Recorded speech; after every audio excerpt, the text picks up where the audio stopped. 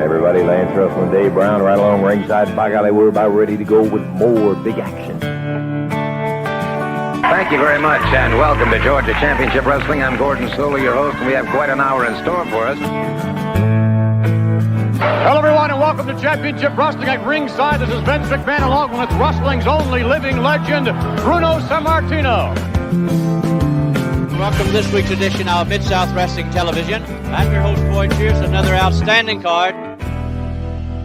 Hey, guys, and welcome back to the Regional Wrestling Podcast, where we talk the territories. I am Ray Russell, and this is a most bittersweet episode because this week, guys, we finish up the 1981 Georgia project, and we're going to bring back onto the program the man who started this project along with me. He's been here through the entire thing for the last near couple years. We've been doing this, and we're finally going to finish it out here this week, guys. Let's welcome back Mr. Jammie Ward to the show. Oh, thank you, Ray. Yeah, this will be a bittersweet episode today.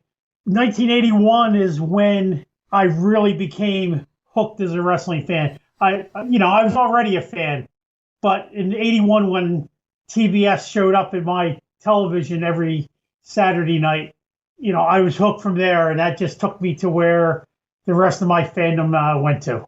And where we are today, did you ever think way back when that you'd be recapping this someday, discussing what you were watching?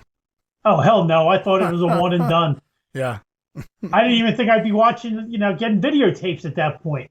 That's still another year or so away for me. Right. Well, we've already announced at the end of the last episode, we're going to be doing a 1982 Georgia project around the corner. But in order to get there, we're going to get through this one, Jamie. So we're going to close out 1981. We've got two big Omni cards to look at here this week, guys. We're going to take a look at Christmas night in the Omni. We're also going to we're going to cheat a little bit and head into 1982, at least the first day of 82, New Year's Day, whatever.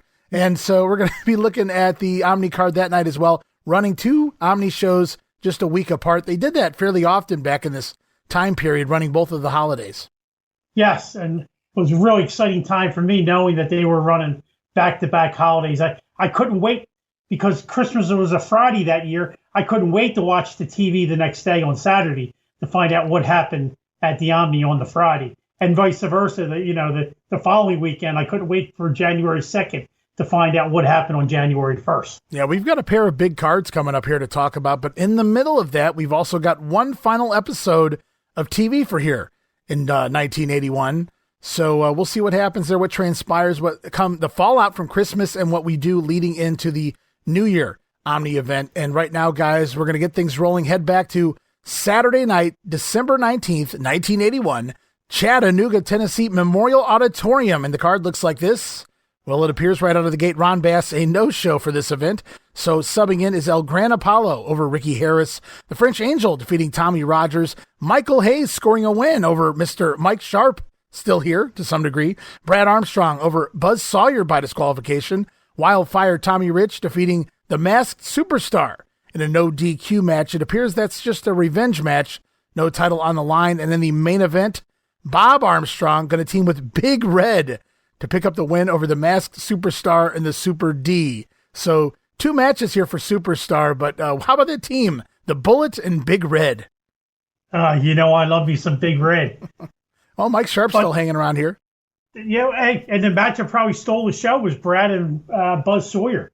Probably did. Unfortunately, the DQ of, I'm sure, Sawyer with some shenanigans there. We've seen him do the heel turn, and he's been pretty violent, pretty aggressive, well, very violent since making that turn. And Ole Anderson kind of preaching along in the corner, just doing the recent commentary and whatnot with Gordon, has really aided Buzz in picking up that killer instinct. Yeah, they've done a nice job making him like an honorary Anderson. So do you think Big Red was an honorary Armstrong there in Chattanooga? Well, that would have been interesting. Yeah, it would have been real interesting. But you know that Superstar and Super D or any other wrestler that faces Big Red has to worry about what happens if he accidentally falls on top of me. Oh, yeah, true that. You got to be careful out there. And they've been working Big Red as of late, dealing with him on TV. And now I like how they plugged Brad into one of the other matches on the card and enabled Big Red to kind of plug into that main event since he's been feuding with that duo anyway, along with Leroy Brown, who was not on this card. So we're going to move on to December 20th, Marietta, Georgia, the Cobb County Civic Center. Now, this is Armstrong country, and we will see them in action here. But also on the card, Mike Davis, remember, back in town, going to a draw with Ricky Harris, also Big Red over Mike Sharp. There it is, the National Tag Team Champions, Bullet Bob and Brad Armstrong, defeating Terry Gordy and Buzz Sawyer. What a match. I would love to have any kind of tape with Sawyer and Gordy as a tag team.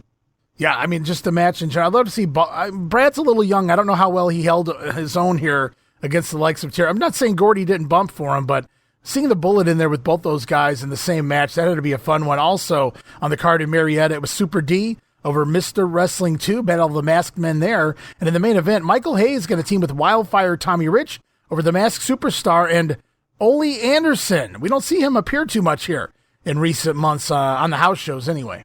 Ole does have to keep sharp, but then again, he's still working in Mid-Atlantic all the time. I guess he had a night off from the Carolinas and he come down to Georgia working there. I don't know if he was a fill-in or what the deal was, but he is main eventing there in Marietta. However, that team going to lose to Tommy Rich and Michael Hayes. Very surprised Hayes getting a win here. We'll talk a little bit more about that as we roll on to Christmas Day, Columbus, Georgia, Municipal Auditorium. Can you believe they did 2 shows on Christmas Day? The very first one in Columbus here, Municipal Auditorium. Jerry Oates over Ricky Harris. Jimmy Garvin defeating Ken Timms. It's Ron Bass over El Gran Apollo. Bullet Bob and Brad Armstrong again defeating Terry Gordy and Buzz Sawyer. Tommy Rich scoring a win over the Masked Gladiator in a bounty match. Not sure what that's about. And Tommy Rich going to do double duty, teaming with Big Red to take out the team of the Superstar and the Super D by disqualification. The Masked Gladiator. That sounds like the perfect role for Frank Morrell. That very well could have been. I could see that absolutely. So kind of a light card there in Columbus, but that's because they stacked the box later that night. Christmas night right here in Atlanta at the Omni. Going to see Ron Bass over Ted Oates by pinfall. Jimmy Garvin defeat Terry Gordy on a disqualification. It's Mr. Wrestling 2 battling Buzz Sawyer to a double countout. Also on the card, remember last time out, Austin Idol using some illegal shenanigans to score a win over Michael Hayes. So here it is, the rematch, this time with 2 referees in order to prevent cheating, or so we thought. Again, it is Idol defeating Michael Hayes by pinfall, 2 Omni cards in a row. If the writing wasn't on the wall before, I think this is pretty much it for the Freebird. Real close. I do know spoiler alert, he is around for a little bit longer, but it's not the same effect of Michael Hayes that we've had from last September. Yeah. Up till now. September of 80. Yeah, absolutely. Yes. Oh, no, when I said the writing was on the wall and this was it, I didn't mean, I know he lingers around here for a few more weeks, but I'm saying Michael's probably already making some phone calls is where I'm going with that. Oh, yeah. He should have been making phone calls about 2 months ago when they never finished properly his feud with Gordy. Well, he's about to make a move before too long, but we'll save that for the 82 project. Right now, we continue on Giant, and I do mean giant, 6-man tag team action. Going to see the trio of Big Red, Bad Leroy Brown, and Andre the Giant. Wow, what a team. Defeat the trio, the masked team of the Super Destroyer, the Masked Superstar, and the Assassin, which was Randy Colley in this instance. Lumberjack match is what they called it on TV. I don't really know how it played out here at the Omni, but I do know, wow, that's a lot of beef in the ring. You know, Gorilla Monsoon always used to say on WWF broadcasts that they had to reinforce the ring when they had like Andre and Stud in there. What, they have to like make it 6 times stronger for these 6 guys? Maybe even 8 times stronger because you got to count Big Red and Andre as 2 guys? Yeah, I mean, that is a lot of beef if they got in there all at the same time going at it. And again, a lumberjack match. So who knows how many guys ended up in the ring at some point. Well, you know, you just look at the babyface side and you kind of forget about the heels, but then you look over the heels side and there's not a guy in that mask department that's under 280 pounds themselves. So they're all big boys. It's just, well, the other side's a little bigger and they do score the win. The babyfaces going over there, no doubt, with the help of Andre. Yeah, a lot of humanity in that ring. You said it best right there. As we continue on, National Tag Team Champions, the Armstrongs out here, scoring a win over Kevin Sullivan. This time, Sullivan's partner, Ox Baker. They do not get the win. The Armstrongs retain. Also on the card, remember Abdullah the Butcher coming to town to collect the bounty on behalf of the Masked Superstar, collected on the head of Tommy Rich. However, It is the Wildfire scoring the win by DQ there over Abby. Yeah, another one that I would have liked to have seen highlights on Georgia Championship Wrestling of exactly how that match ended. I'm going to guess by a DQ that Superstar probably wasn't happy with what's going on and maybe jumped in the ring, and that's where the DQ came from. Again, just a total guess on my point. Well, it is Abdullah. I could see a fork coming into play, but you're right. In fact, Abdullah's not going to be here every week. The Superstar will, so he very well may have gotten involved in that as we go into the main event here. Christmas night, the NWA World Heavyweight Champion coming to Atlanta, talking about the Nature Boy, Ric Flair, scoring a victory over the former champion, the Mac and Dream, baby, Dusty Rhodes, on a disqualification. So our final two matches of the night both end in a DQ. Yeah, that didn't seem to ever bother the NWA to have DQs in the main events. No, I mean, 3 out of 10 matches, I believe 3, 6, 8 matches. 3 out of 8 matches end in DQ. We get a double count out with Wrestling 2 and Buzz Sawyer. Not my favorite card in regards to the finishes, especially on a holiday night show. But obviously they have another show. We're going to turn around and have another Omni card in just 1 week's time. So this is kind of setting the stage for the next one. Yeah, exactly. Good analysis, Ray. Well, we're going to roll on, Jamie. Christmas night all over with. Everyone's opened their presents. They're enjoying themselves, and they wake up and they realize, I got 2 tickets to WTBS Studios, right? Those were free, right? They gave those out as long as you sent in your name and address. Either that or showed up at the studio earlier on in the week. I actually have a theory for this taping and the one the following week, right? Okay. I don't believe they were taped that morning. I believe they were probably taped during the week because they never actually refer to any of the Omni matches and what occurred. Okay, I got you. So that's just my theory on it, that they actually didn't tape in that morning, but rather sometime during the week before the Omni match ever actually happened. Okay, well, that's the January 2nd show I watched ahead, and it's very similar to this, like really no mention of what happened the night before. Kind of a vague response in regards to, I got you, okay. Well, I'm going to pay more attention to my notes as we scroll through here, but you're absolutely probably on the right mark there. The day after Christmas, maybe they didn't figure they could get the fans in there. I'm not really sure what the thought process might have been, or, hey, give the guys the morning off. Maybe someone wouldn't have made it anyway, based on how they celebrated their holiday. But it does air on December 26th, nevertheless, talking about WTBS Studios right here, Channel 17, the Superstation.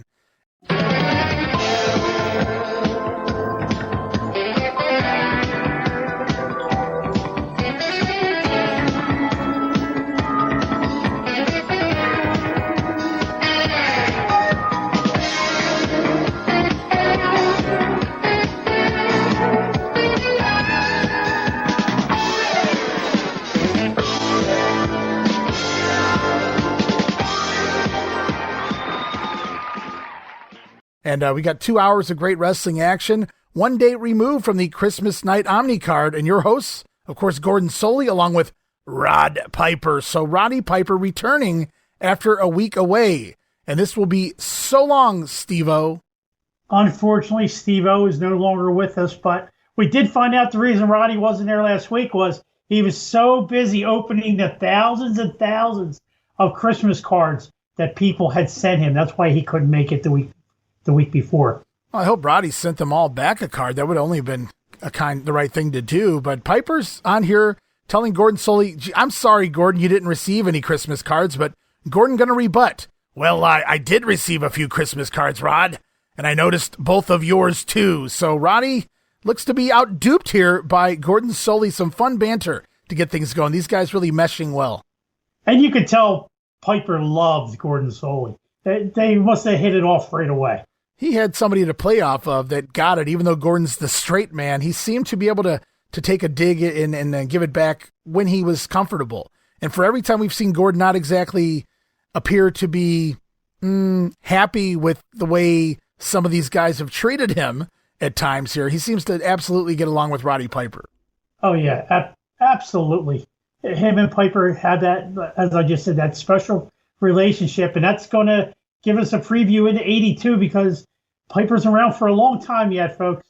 That's right. Hot Rod going to be here for the duration of this episode, as well as Gordon going to bring in the Armstrongs. And of course, Roddy Piper going to walk away from the interview. Successful once again, still the national tag team champions after the Omni. Bob Armstrong says luck was on our side. Is Tommy Rich going to join in? Tommy been taking out the Superstars assassins, as of late the bounty hunters, if you will. The fans have asked Tommy, why doesn't he get his own bounty hunter in return to go after the Superstar?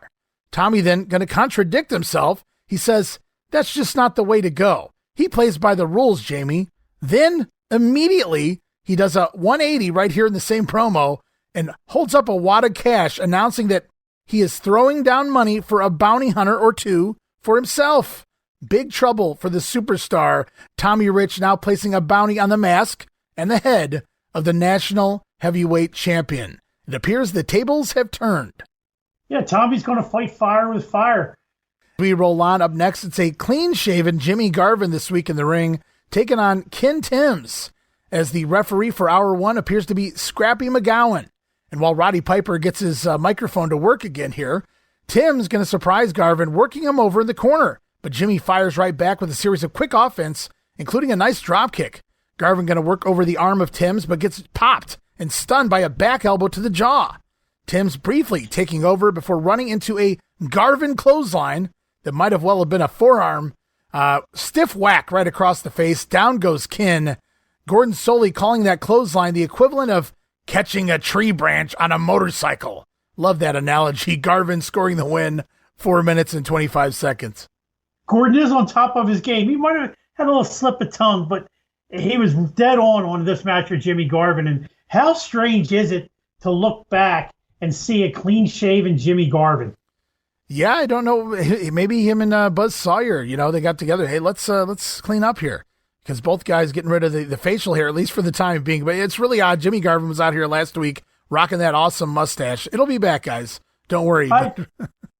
National heavyweight champion Superstar stopping by the podium to address Wildfire Tommy Rich's announcement of putting a bounty on his head. The masked man wants more info on this supposed bounty, but Gordon Solie doesn't have any, which upsets the Superstar.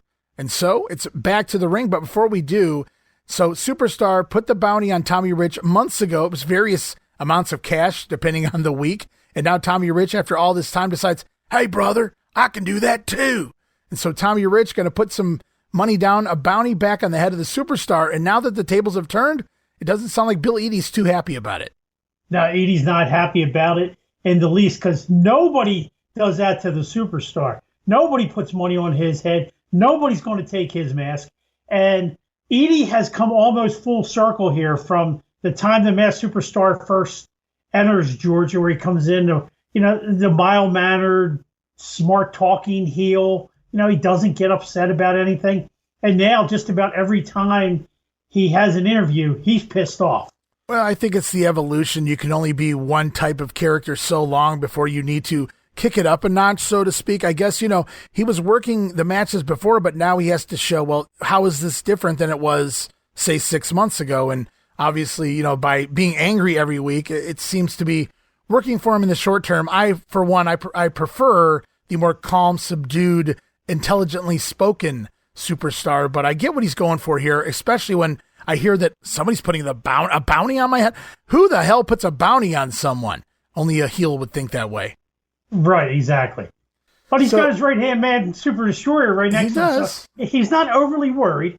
Not quite yet. Not happy, but not overly worried. No, we'll have to wait and see who some of these bounties may be. We'll continue on with this episode. Right now, we go back to the ring for Kevin Sullivan out here. Going to go solo this week, taking on Don Gilbert. And Sullivan moving fast. Good wrestling work on the mat, actually, by the heel Sullivan. Kevin, once again, unsuccessful in his attempt to take the tag titles from the Armstrong. First, the loss with Wayne Ferris, and now a loss with Ox Baker. So maybe Kevin going back to the singles action here. Surprisingly, giving a clean match most of the way through before eventually dropping Gilbert throat first across the top rope to pick up the win, 5 minutes and 31 seconds. So, Jamie, I have not watched ahead. I don't have this memorized quite like you do, this era. How long is Kevin sticking around right now? I believe Kevin's here through August. Oh, wow, okay. I know he's still around, if memory serves correct, for the July 4th card that has Backlund Flair. I believe Kevin is on that. Spoiler alert, Kevin Sullivan's going to wind up becoming a good guy eventually here again. before he goes to Florida and becomes the Devil. Right. Before we come to Devil, baby. I'm sorry. The one thing about Kevin here, Kevin is still has a good body on him here, but he's not quite as ripped as he was when he left back in March after that feud with Steve Kern, where what was he, Mr. Knoxville or Mr. Tennessee, one or the other in the bodybuilding contest. Right. I mean, he was down to hardly any body fat at all. And he put a little bit of weight back on now, but he's still pretty chiseled. Yeah, if the first look at Kevin Sullivan you got wasn't until he was doing the WCW in the 1990s, you got to go back and check this era out. This guy was in shape and hell of a worker, was Kevin Sullivan. I don't know that anybody's ever disputed that, but just in case anybody started watching wrestling in the 90s and are just starting to get into the territory stuff here with us, go back and do yourselves a favor and check Kevin out. Really great worker, babyface or heel. As we already heard from him once, but back out again is the Wildfire Tommy Rich. This time, he's not alone, bringing with him Bad Leroy Brown. As we finally, Jamie, we get footage from Thanksgiving night at the Omni, going back a month to November 26th, Texas Death Match between Tommy Rich and the Masked Superstar. Now, this was reportedly shot by a fan in the audience, and the footage finally uncovered. As we see Buzz Sawyer come down to distract the referee, and Steve-O out there to clear Buzz from the ring. Very convoluted. While the Masked Men pull the old switcheroo, the illegal Super Destroyer, landing the superplex on Tommy Rich to steal the national title for the Superstars. So they alluded to it for weeks. They never told us exactly what happened. They never mentioned Buzz Sawyer or Steve-O getting involved. And with Steve-O injured, I feel like that's somewhere they were going with those two, and we never got it because of that injury to Steve. And so instead, that was Buzz turning heel that night. And, he allowed the distraction and the switcheroo, Super Destroyer pinning Tommy Rich to give Superstar the title. And if you really look at it, that is the beginning of a legendary feud that goes on for over 2 years. The Buzz Sawyer, Tommy Rich, that is the very first altercation between the two. Or at least Buzz, helps cost Tommy a match. Yeah, the seeds were planted there. Whether they had anything planned yet or not, you can always go back to that moment, because I think Tommy even says in one of these promos, and I didn't put in my notes, but it was just in passing something like, I don't know why Buzz Sawyer was out there. So even Tommy confused still at this point, in regards to Buzz getting involved, because he's really got nothing to do with the Masked Men. So for him to come out, just really peculiar. Like I said, it feels like they were setting something up with maybe him and Steve-O, and then of course we know Steve's out with the injury, and now he's basically gone from the company. So Tommy, after the VTR, says rather than suspend the Superstar for those actions, Rich has asked the NWA to allow the Masked Man to continue to compete because Rich, he wants his revenge, and he has a bounty in place, as we already learned. Tommy then announces he has laid down some money and has a big surprise in Abdullah the Butcher. Wow. So it's Superstar's turn, perhaps, to take on Abdullah the Butcher New Year night in the Omni. So last week, and we all know Abby works for money, right? In shoot and in work. And so Abdullah, a hired gun by Superstar to take out Tommy Rich, that didn't work. And now Rich turns around and offers the same guy, Abdullah, money to take out the Superstar. Yeah, I remember watching this at the time, and it really blew my mind how Abdullah the Butcher could go from Tommy Rich to the Masked Superstar in 1 week. It was amazing. There was no turn done. It was just all about the money. He's a hired henchman. And boy, that would have been a hell of a matchup, the Superstar and Abby, but we're going to continue on with this piece of TV here. Before we do, Jamie, they're going to run down the upcoming card for the holiday, the new year. 6-man elimination tag originally announced here for the main event. Tommy Rich, Leroy Brown, and Stan Hansen coming back to town to take on the trio of Austin Idol, Terry Gordy, and the Super Destroyer. Oh my God, my mouth was watering just reading that, hearing that announcement here. But also on the card, they announced the Great Kabuki versus Dick Slater, the Armstrongs battling Terry and Dory Funk Jr. Wow, they really are loading the show here. Andre the Giant going one-on-one this time with the Masked Assassin. And if the Assassin loses, he must unmask. Also on the card, Ron Bass versus Michael Hayes. Wrestling 2 versus Buzz Sawyer in a rematch. Remember last time, guys, it was double countout Christmas night. This time they're bringing it back. Texas Death Rules. Also Kevin Sullivan versus Gran Apollo. Jimmy Garvin versus the French Angel, Jerry Oates. to take on Rick Harris. 10 big matches, the Omni, New Year's night. Don't miss it. Be there. And that card might even be more loaded than the Christmas night card was. I have to say, other than the fact that the world title was on the line, Flair and Dusty, outside of that, I was thinking the same thing. This is a stacked card. Unfortunately, spoiler alert, guys, I'm not going to give it away yet, but I will announce that before this episode of TV's over, that card going to change drastically. But right now, we see Mr. Wrestling 2 pop up beside Gordon wearing a pleather jacket. Gets about 10 seconds to cut a promo, if that, to sell the upcoming cities he'll be in. But he is back once again in Georgia. It would appear Mr. Wrestling number 2.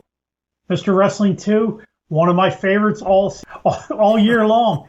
He never did put that manager's license to good use, though, Ray. I really thought 2 would be more impactful on the managerial side, but instead the wrestling was still in his blood, and he was around all year. Not that he did anything exciting, but it was still great to see a whole year of Mr. Wrestling number 2. Yeah, we're going to see him pop up a couple times here on TV. I think his entire promo time clocks in at under 30 seconds. I don't know what they were doing with him out here. I don't know if it was a rib or what the deal was, but just to get him on TV, I got he showed up for the studio. We'll work him in somewhere as we continue on. Back to the ring, the National Tag Team Champions, Bob and Brad Armstrong, taking on Rick Connors and Ed Timms.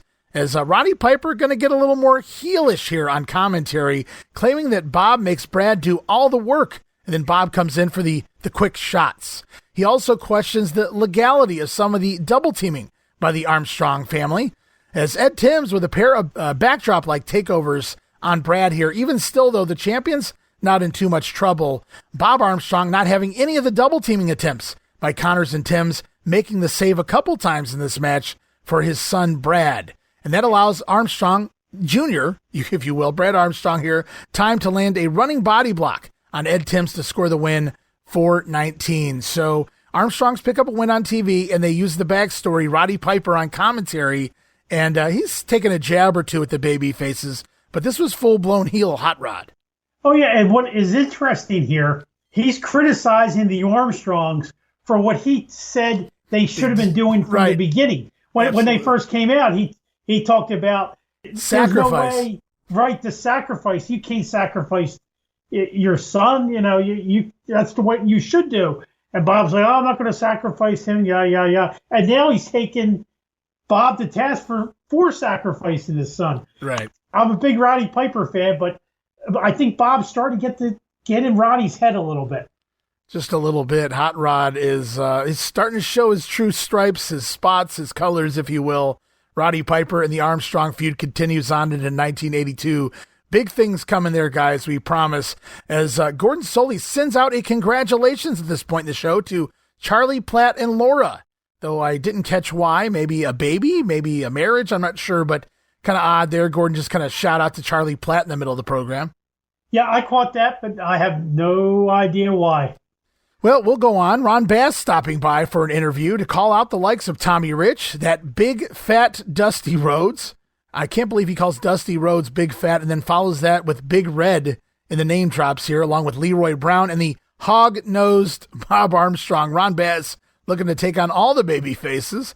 We also hear from the Superstar as well. He's upset with the babyface side, all talking the talk, but not getting the job done are the good guys, whining to Gordon Solie. The baby faces whining to the people about losing their matches, making excuses for those losses. Tommy Rich making accusations about the title change. He says, take your defeat like a man and move forward. So it's a little more of that Roddy Piper style here. The Superstar telling the story the way he wants it to fall. Oh, yeah, absolutely. And did you catch the line of maybe the year when Superstar called Big Red an oversized Santa? No, I didn't catch that, but I do enjoy that. That's really good. I wish I put that. I have that in my notes. Well, that would explain. Yeah, I was wondering why he saved the big fat for Dusty Rhodes if he wasn't going to give anything to Red. So I overstuffed Santa. That works for me. I could see that. So we hear from Ron Bass. We hear from the Superstar. We go back to the ring. The cowboy, the outlaw, if you will, Ron Bass in action, taking on the future fantastic Tommy Rogers, as Bob Armstrong joining commentary briefly here, warning Roddy Piper to pipe down. Roddy then taking back over on the commentary has words in return for the bullet, hostile words at that. I don't know what transpired here to bring Armstrong out, make comments, Piper fire back. I wrote, did we miss something here? I'm not sure what happened to bring Bob Armstrong out in the middle of a Ron Bass match just to lay a few lines on Roddy Piper. Well, he probably got back to the dressing room, it's just storyline-wise, and rewatched his match with Brad because he likes to study the film and got to hear Piper's commentary. So it pissed him off, and he came flying out to give Piper some words. I like that story. We'll stick with that. As Tommy Rogers is going to catch Bass early on with a dropkick, but the Outlaw countering a headlock with a nice back suplex.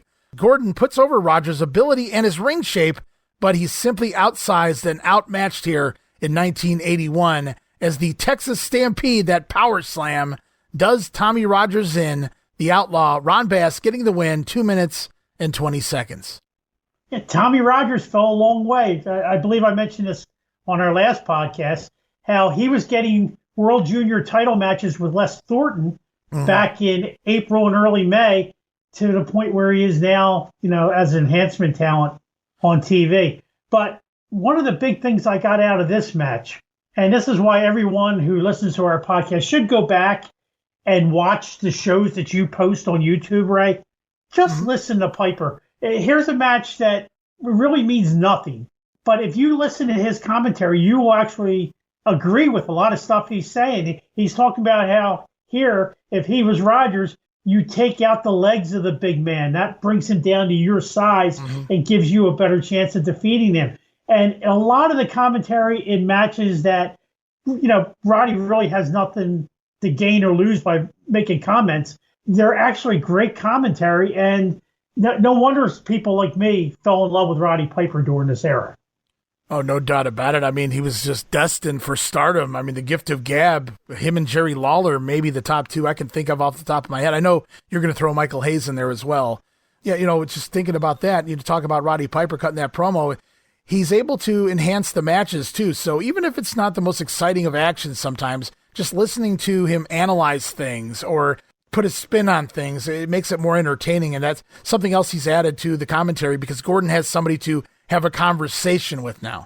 Right, exactly. And I've seen championship wrestling from Florida, but never on a consistent basis did Gordon ever have, at least to the best of my knowledge, ever have somebody next to him that he could really go back and forth with as well as he went back and forth with with Roddy. Yeah, Buddy Colt just wasn't that guy.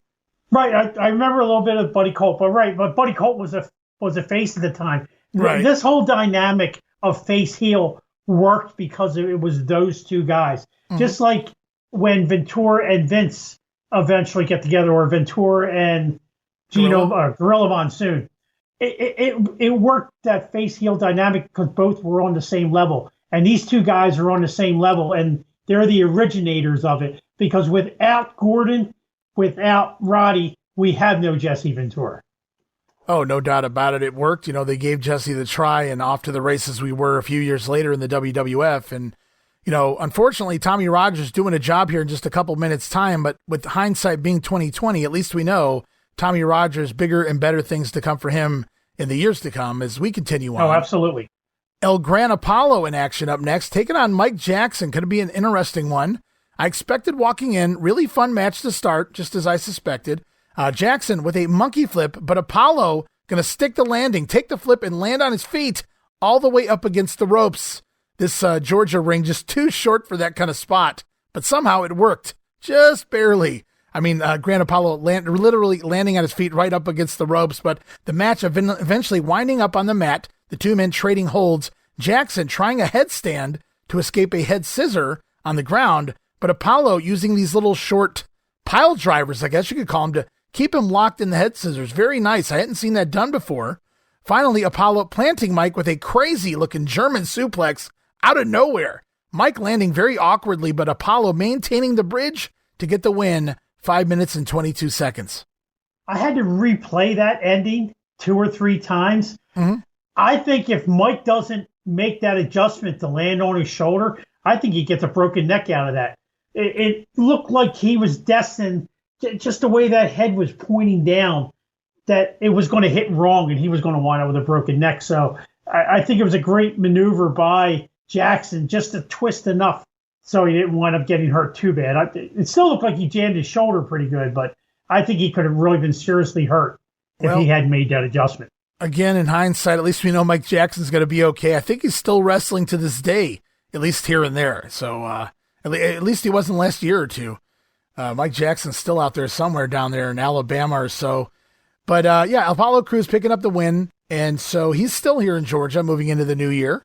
And up next, we see Roddy Piper beginning to walk away from Gordon, which likely means, in walk the Armstrongs once again, as we go off now to a VTR, an interview with the famous Funks, the Fighting Funks from Amarillo. Here are Dory Funk Jr. and Terry Funk.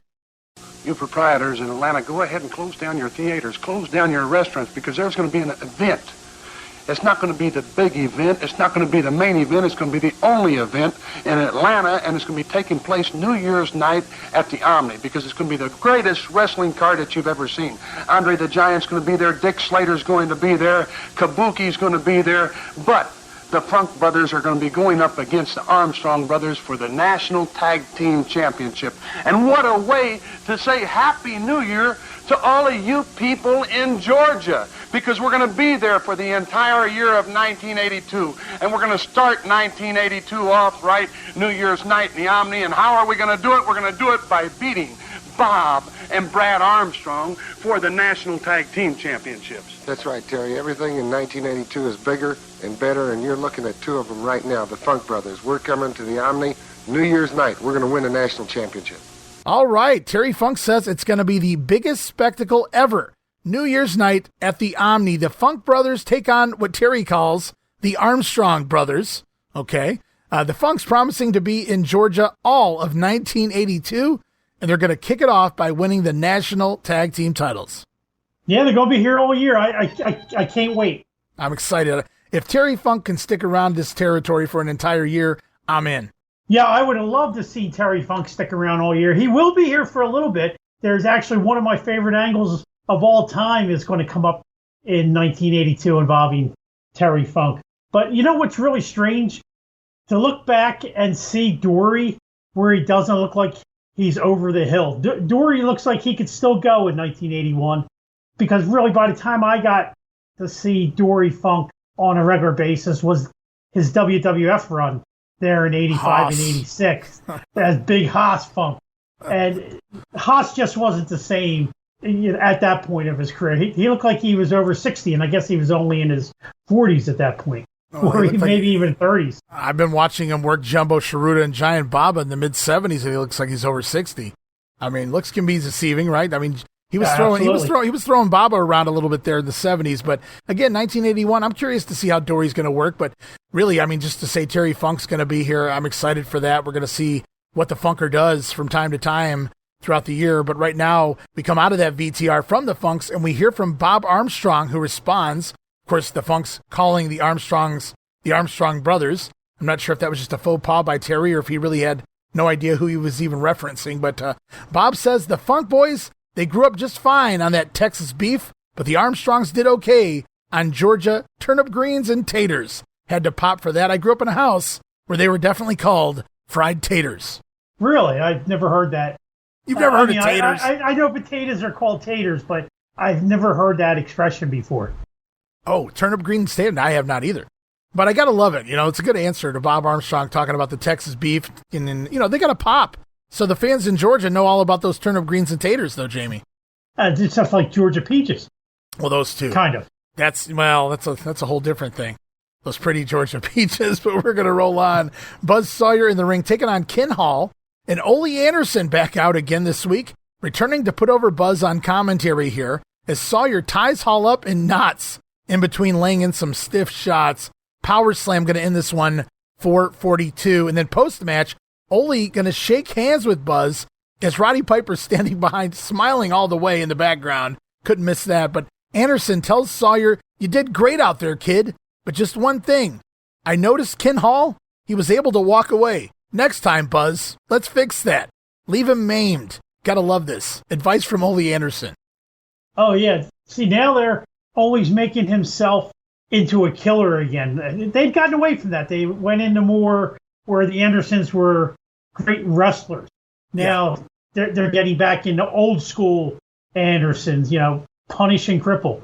And the highlight of that, you just mentioned it, was Piper in the background, because he's got the biggest smile on his face because he's saying to himself, boy, this guy's absolutely nuts, and I'm just glad that we're both on the same side. I don't have to go against this guy in the ring. For now, as Buzz again. Well, Buzz still rocking that new character. He hasn't really found exactly the Mad Dog character yet, and he's still talking about how good he looks, talking about the letters he's been getting, asking him why he shaved his face. Well, he's stuck on that, Jamie, because he does it again this week. Sawyer talking about how good he looks and how the ladies requested him to shave to show off that beautiful face. So I didn't think he had much of a beard. He didn't have much of a beard to begin with, so I don't really know what they're going with this. He is trying to fulfill the women's fantasies. Is that what it is? Buzz Sawyer. Yeah. A little preview for the upcoming year. He will say that. Every girl's dream. The original hot stuff. Buzz Sawyer. Yes, all right. Hey, there we go. Last year, Steve-O was Mr. Personality. This year, maybe Buzz Sawyer will be Mr. Hot Stuff. Hot Stuff Buzz Sawyer. Hopefully that doesn't confuse me as we continue on into the 82 project. As right now, we also continue on into the football scoreboard, your favorite portion of the program.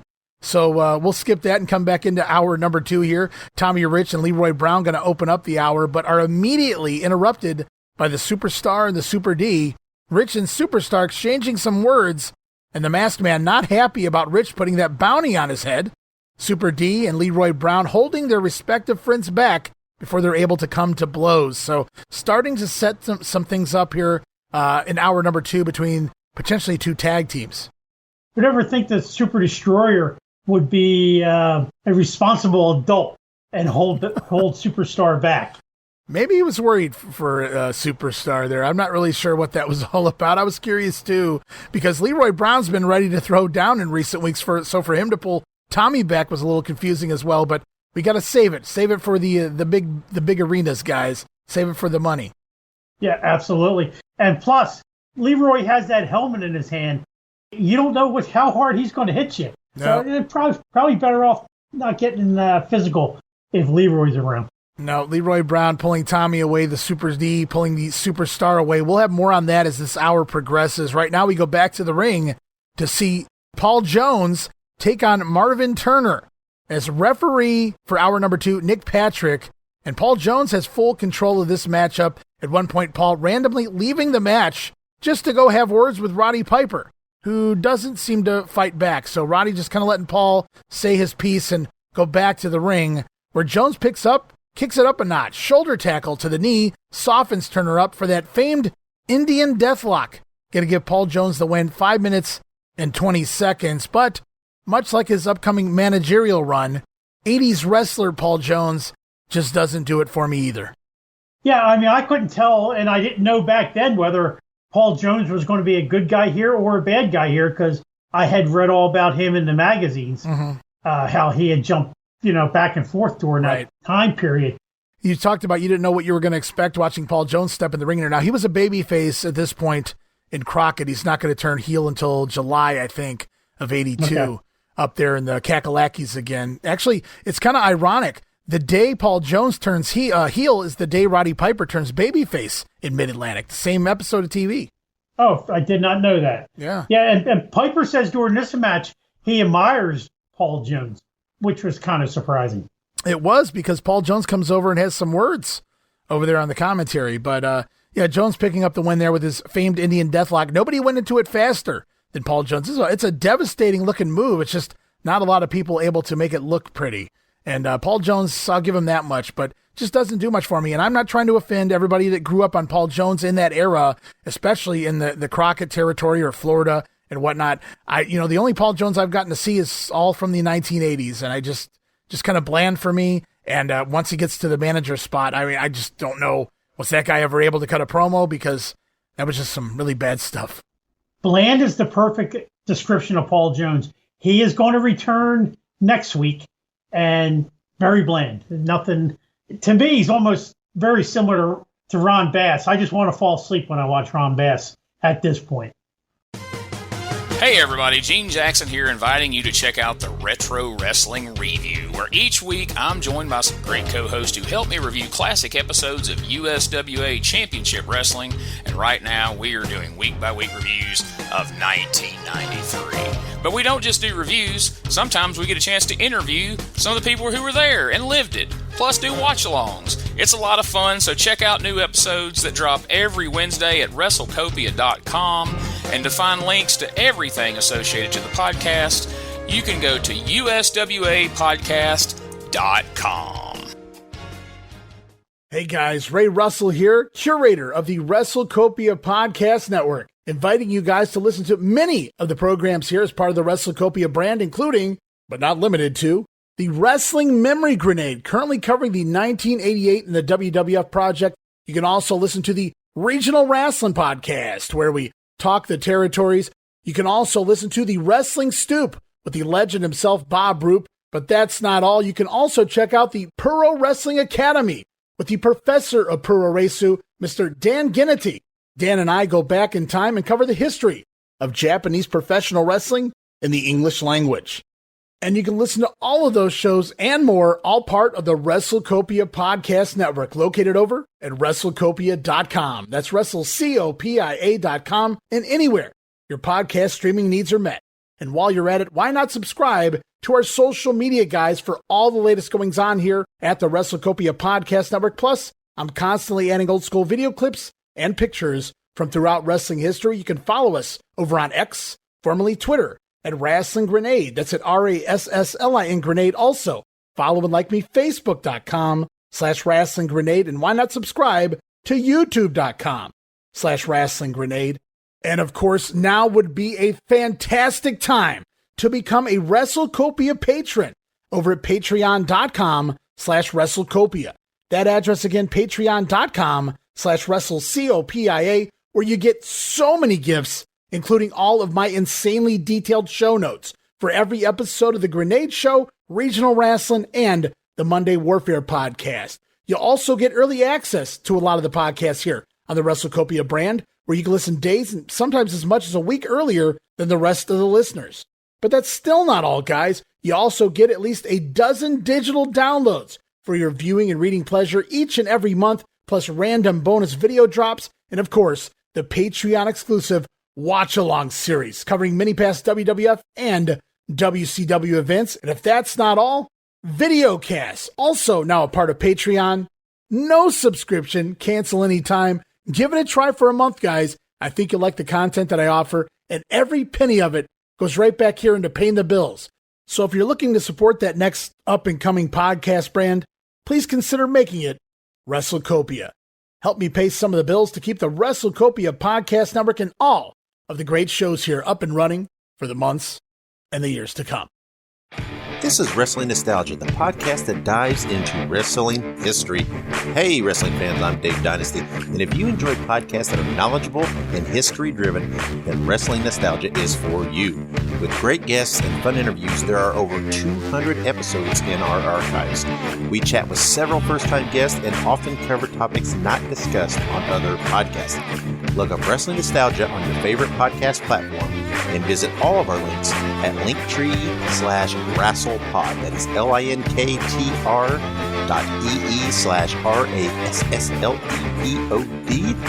And remember, wherever you go, whatever you do, be good, be safe, and keep on growing. Well, it's the holiday season, which means it's time for some Freebird Fantasia. Michael Hayes back here in the studio to talk all the new towns he'll be headed to, along with the rest of the roster, coming to Zanesville, Ohio, Dayton, Canton, heading to more cities in Ohio, Jamie. Also, Ashland, Kentucky, Springfield, didn't say the state. That could pretty much be anywhere then, just ask the Simpsons. But Georgia Championship Wrestling, new aspirations in 1982, going to expand throughout the entire state of Ohio and beyond. Yes, they are. They've already been laying all this out, with Columbus, Ohio. Right. And Charleston, West Virginia, and now they're going to fully move into the Sheik's territory. But I have one more comment about this great Michael Hayes interview. It was nice Ole to throw him a bone and let him go out there. Right. However, I think we ran into this a lot before we were getting the full shows. And I think this is an example of it happening again. There was not one reaction to Michael coming out for that interview. So I kind of think it was either filmed before or after the TV taping and was just inserted into that spot so they could talk about Ohio. Yeah, that seems likely. I could buy that. That's something it feels like they would have slid in on the Best Of show, the Sunday night show as well. So I could totally see where you're going with that one. And again, Michael Hayes had nothing to say about an opponent or anything of that nature, just kind of promoting the move, the expansion, if you will.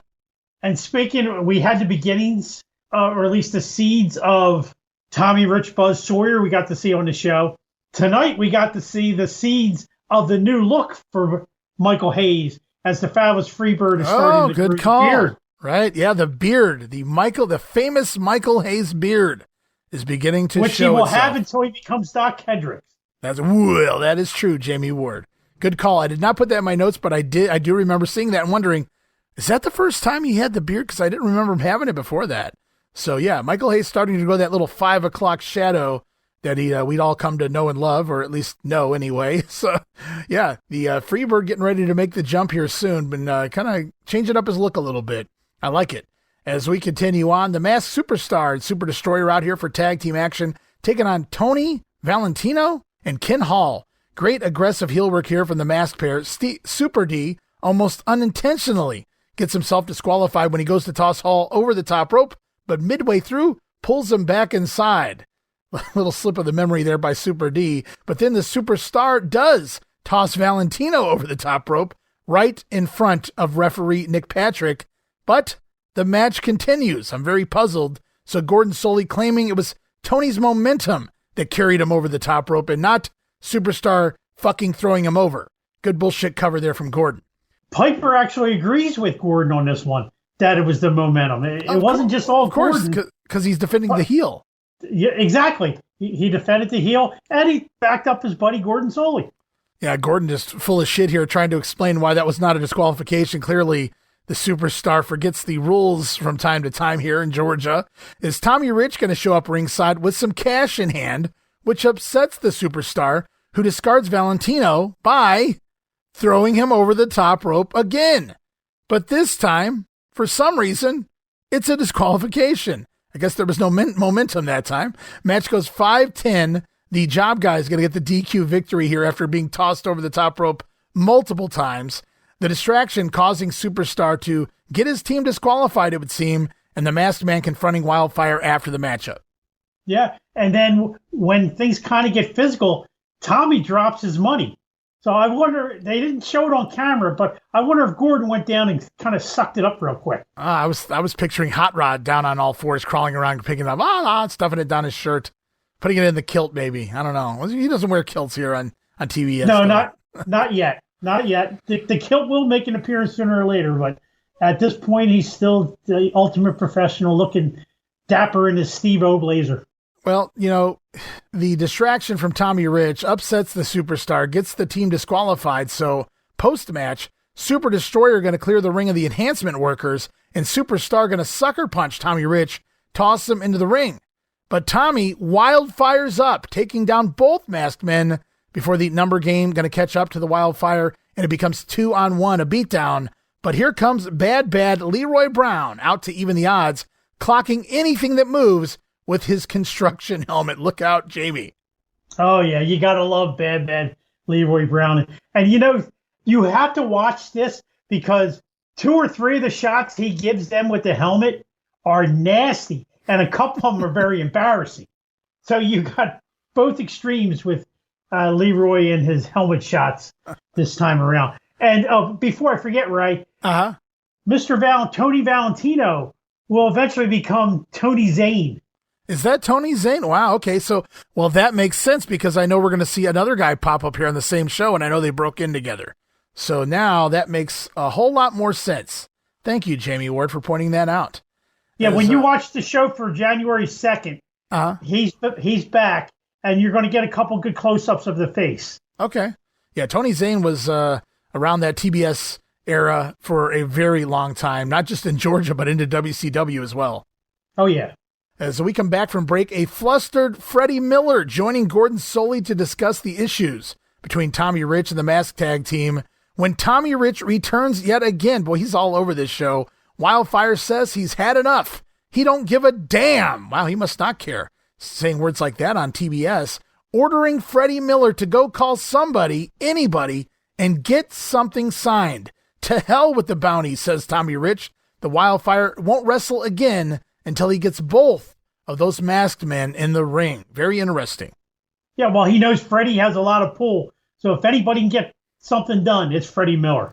Boy, Freddie felt like he had a dog in the fight there, just so concerned over Tommy Rich kind of wandering in. But he cut a hell of a promo, did Freddie Miller. For Freddie, it wasn't too bad kind of selling this whole thing. But then Tommy Rich comes in and basically negates everything we've been told for the last hour plus in regards to the Omni, in regards to the feud, in regards to the bounty. Just, hey, man, you know what? It's like Vince McMahon sending somebody out mid-Raw back in the day and just changing the story as we go, because that's what we do here in hour number 2.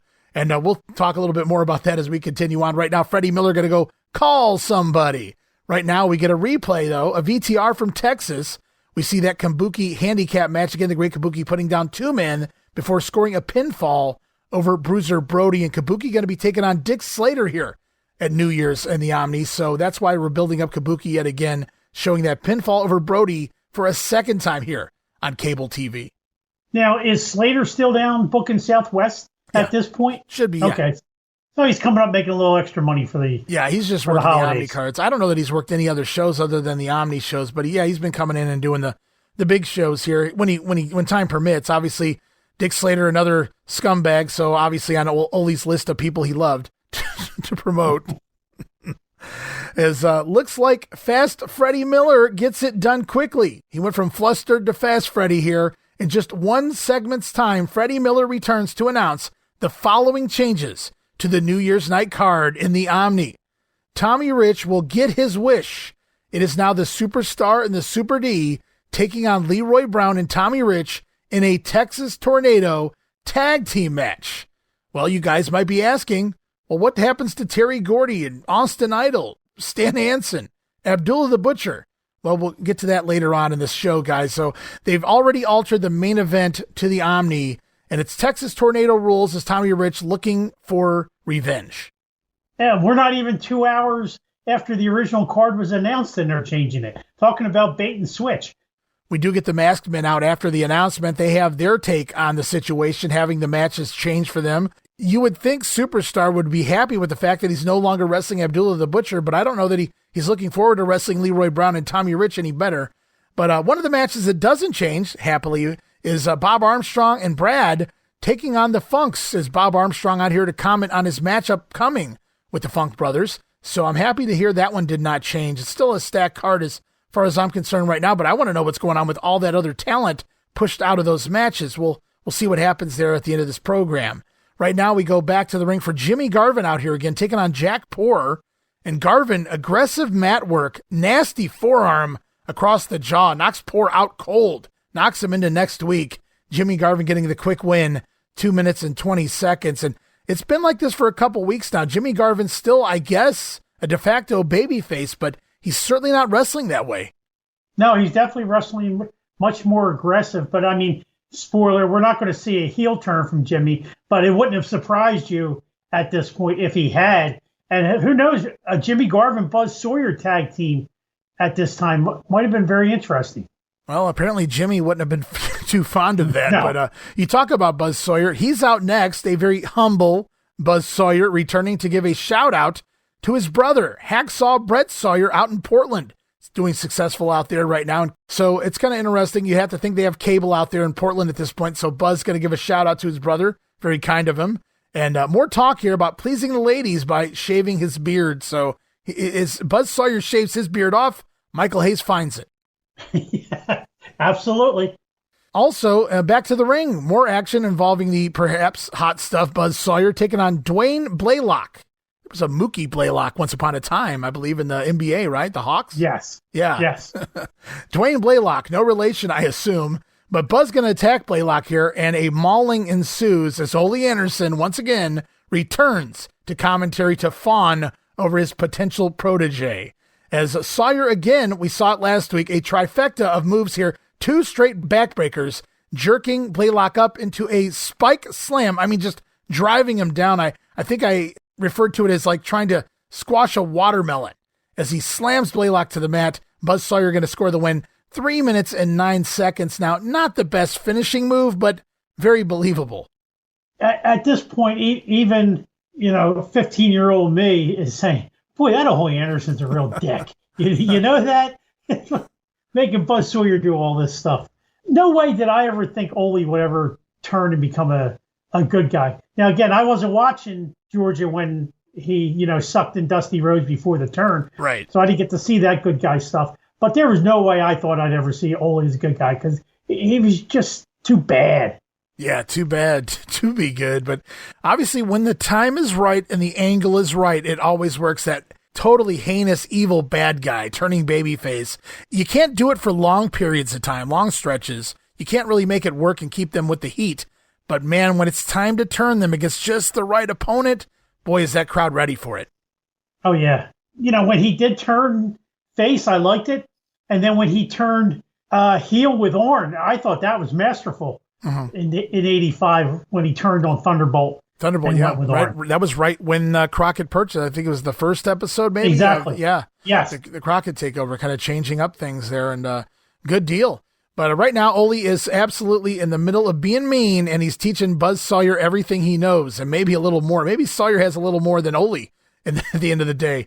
I think we'll come to realize as the future Mad Dog going to score the win with a spike slam of sorts there on poor Dwayne Blaylock. We hear once again from Tommy Rich and Leroy Brown. Tommy thanking the promoters for hearing his pleas. Texas Tornado match to a positive finish. Promise, guys. Leroy Brown also speaks here, Jamie, but I'm not 100% sure on what he says. Either am I. So out comes next Mr. Wrestling number 2. Once again, another 10-second promo. This time, though, he gets to talk about his Texas Death Match with Buzz Sawyer, a rematch from the last time these two were in the Omni Christmas night, the double countout. It only makes sense they come back with a little stipulation. So we have a Texas Tornado tag and a Texas Death Match. So it's all and the Funks are coming to town. It's Texas night in Atlanta. It appears New Year's here in the Omni. But what's funny is, you're bringing a Texas Death Match to your show, and you allow a guy like Wrestling 2, who was one of the top stars of all time here in Atlanta, to cut these 10-second promos to sell these things. The last so many months since Ole has taken over, we have gotten to see the goodness of Ole Anderson as a booker and the weaknesses of Ole Anderson as a booker. When he's pushing his main events, he can do it like nobody else can. But when it comes to these mid-card matches, right, they're just like, oh, it's a Texas Death Match. And like you just said, 2 goes out there for 10 seconds. Yeah, and I'm not even exaggerating. Go back and watch the videos we put up there on YouTube. I mean, these are literally like 10-second promos that 2 is get out there and get it over fun, and 2 does what he can. Hey, you got a Texas Death Match. Yes, I do, Gordon. Looking forward to it. All right, see you at the Omni. And that's pretty much the gist of the promo. As, you would think of a little bit. But, Bob Roop mentioned something this week to me that I hadn't really thought about at this point. Who were the Tunnies working with at this point in time? They were working with Crockett. And so Ole wasn't just booking the Carolinas.